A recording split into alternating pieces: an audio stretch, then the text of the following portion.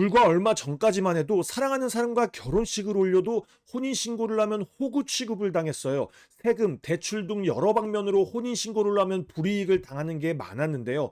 가장 불이익을 당한 건 단연코 청약에서였죠. 이게 말이 됩니까? 사랑하는 사람과 결혼을 했는데 혼인신고를 전략상 미뤄야 한다니요. 왜 그랬는지, 누가 그랬는지 욕하고 싶은 마음은 정말 굴뚝 같으나 또 그게 뭐가 중요합니까? 그리고 얘기한다고 누구 하나 반성하겠어요? 입만 아플 뿐입니다. 욕할 시간에 이제야 조금 정상으로 돌아왔으니 우린 그걸 빨리 인지하고 이용해야죠. 이제 청약에서는 공식적인 부부가 된다고 해서 호구가 되는 게 아닙니다. 그렇다고 또 혼인신고를 하면 무조건 유리한 상황도 아니에요. 2024년 3월 25일에 청약제도가 개편이 됐습니다. 하지만 아쉽게도 아직 정답은 없어요. 혼인신고를 하면 무조건 유리한 건 아니어서 또 따져보긴 해야 합니다. 오늘 설명을 들어보시고 뭐가 유리한지 잘 한번 생각해 보시면 좋을 듯해요. 참 가슴 아픈 현실입니다. 혼인신고를 할지 말지를 고민해야 하니 말이죠. 제일 먼저 이제는 중복 청약이 가능합니다. 과거에 혼인신고를 안 한 가장 큰 이유 중 하나죠. 특별공급은 부부 중 한 명만 청약이 가능했어요. 이러니 혼인신고를 하면 호구 소리를 듣죠. 당첨 확률이 반으로 주는 건데 누가 합니까?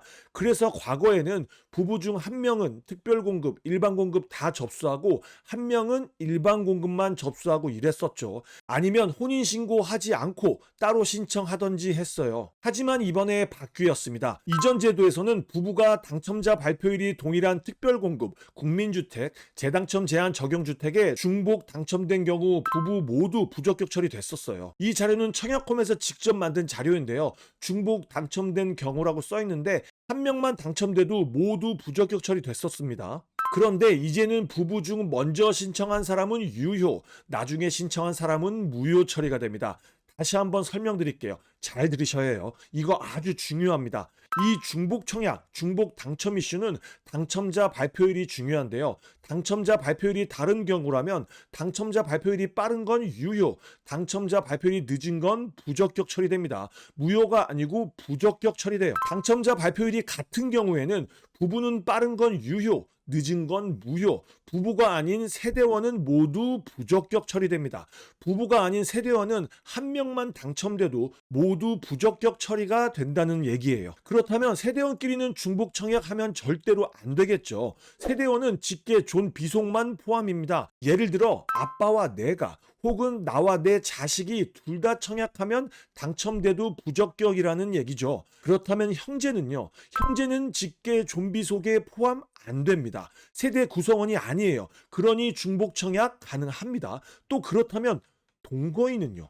마찬가지입니다. 세대 구성원이 아니에요. 그러니 중복 청약 가능합니다. 이번 청약제도 개편에서 부부 중복 청약이 허용됐지만 혼인신고를 하나 안 하나 비슷한 건 사실입니다. 그러니 혼인신고는 다른 조건까지 종합해서 결정하시면 될 것 같아요. 물론 저는 건강한 사회를 위해 혼인신고는 하는 걸 권장합니다. 다음은 이제 배우자 혼인 전 이력을 배제해 줍니다. 청약 신청자의 배우자가 혼인 전 주택을 소유한 이력이 있더라도 혼인 전 청약에 당첨된 이력이 있더라도 구애받지 않고 청약 신청이 가능합니다. 아니, 이거 당연한 거 아닌가요? 이전 제도에서는 배우자가 혼인 전에 주택을 소유했던 이력이 있으면 생애 최초 특별공급의 자격이 안 됐어요. 나는 생애 최초이지만 배우자가 생애 최초가 아니라는 이유만으로요. 그리고 특별공급은 세대당 평생 한 번만 당첨이 됩니다. 그래서 혼인 전에 특별공급에 당첨된 이력이 있으면 특별공급에 당첨돼도 부적격이었습니다. 이게 말입니까? 방구입니까? 결혼하기 전에 과거 청약 당첨 여부, 과거 주택 소유 여부를 확인하고 결혼해야 합니까? 그러니 많은 신혼부부들이 과거 이력을 확인하고 혼인신고를 안 하는 경우가 많았습니다. 하지만 이제는 가능합니다. 단, 주택 소유 이력은 혼인 전 처분 완료한 경우에 하나며 입주자 모집 공고의 기준, 무주택 세대 구성원 요건 충족해야 해요. 또 배우자 외 다른 세대원의 주택 소유 및 청약 당첨 이력은 배제하지 않습니다. 이 중요한 내용을 왜 작은 글씨로 적어놨는지 모르겠네요. 다음은 맞벌이 부부 소득 요건 완화 추첨제가 신설됐어요. 공공분양에 포함되는 얘기인데요. 공공분양은 언제나 소득이 문제였죠. 외벌이 부부의 소득 기준은 월 910만 원인데 맞벌이는 월 980만 원이었어요. 배우자는 월 70만 원만 벌라는 얘기인가요? 말도 안 되는 소리죠.